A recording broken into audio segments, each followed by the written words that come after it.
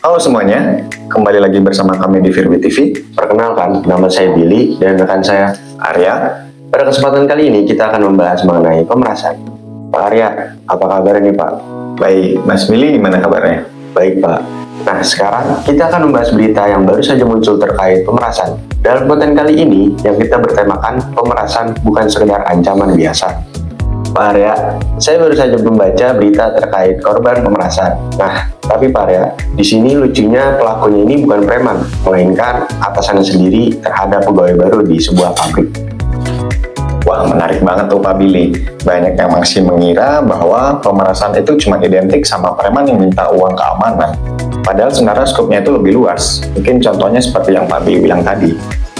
Betul Pak. Dan kalau bicara soal dasar hukumnya, pemerasan itu termasuk dalam tindak pidana yang diatur dalam pasal 368 KUHP, apa benar Pak?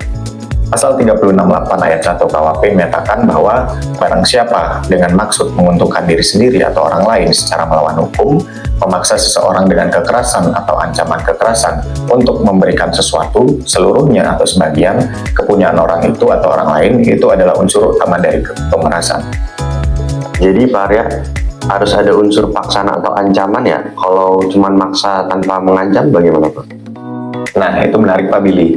Kalau tidak ada unsur kekerasan atau ancaman kekerasan, biasanya itu lebih cocok dikategorikan ke penipuan atau perbuatan tidak menyenangkan.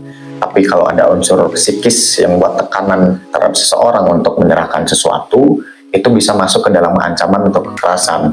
Tapi semuanya tergantung interpretasi hakim. Oh begitu ya Pak. Saya juga lihat banyak kasus sekarang yang bentuknya digital Pak. Misalnya orang menyebar ancaman akan membuka aib atau menyebarkan foto pribadi kalau tidak dikasih uang.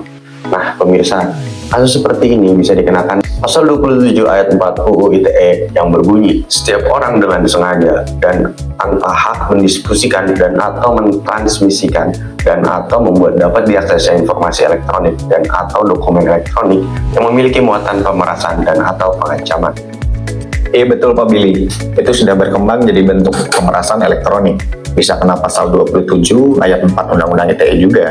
Jadi pasalnya itu mengatur tentang distribusi, pengiriman, atau akses informasi elektronik yang memuat pemerasan atau pengancaman.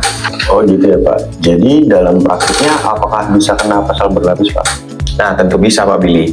Misalnya dalam kasus ekstorsi yaitu pemerasan dengan modus pengancaman akan menyebarkan konten intim, pelaku bisa dijerat pasal 36 KUHP dan juga pasal 27 ayat 4 Undang-Undang ITE, dan juga bisa kena Undang-Undang Pornografi kalau kontennya itu masuk dalam konten asusila. Lalu Pak, soal ancaman hukum pasal 368 itu ancamannya berapa tahun ya Pak? Ancaman pidananya itu maksimal 9 tahun penjara. Namun pada praktiknya, vonis itu sangat tergantung pada unsur kekerasan, jumlah kerugian, dan apakah ada unsur pengulangan. Kalau ada pemberatan seperti yang dilakukan oleh sebuah kelompok atau terhadap anak, itu juga bisa memperberat hukuman. Kemudian, jika korban ingin melakukan upaya lain, bisa menempuh upaya restitusi. Tapi kadang Pak, pemerasan ini susah dibuktikan ya, apalagi kalau dilakukan secara halus, misalnya lewat WhatsApp atau sindiran yang bersifat manipulatif. Nah, itu tantangan utamanya Pak Billy. Makanya penting sekali alat bukti elektronik seperti rekaman suara, tangkapan layar, percakapan, ataupun ada kesaksian.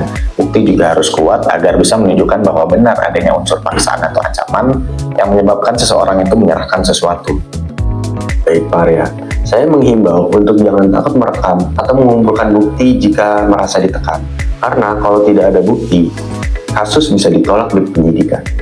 Betul sekali Pak Billy, dan satu hal lagi, pemerasan bisa dikategorikan sebagai delik biasa, artinya dapat diproses tanpa perlu adanya laporan korban ketika sudah diketahui oleh aparat. Tapi tetap Pak ya, kebanyakan kasus baru terungkap setelah korban baru berani speak up. Sayangnya banyak yang takut melapor karena pelakunya sendiri itu orang terdekat. Nah, dari disinilah sebenarnya advokat punya peran Pak Billy, bukan cuma mendampingi secara hukum, tapi juga mendampingi secara mental, meyakinkan korban bahwa mereka juga punya hak untuk dilindungi dan juga korban harus bertanggung jawab. Setuju Pak Arya.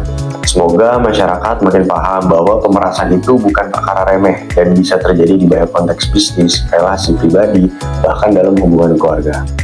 Betul, jadi edukasi hukum itu sangat penting.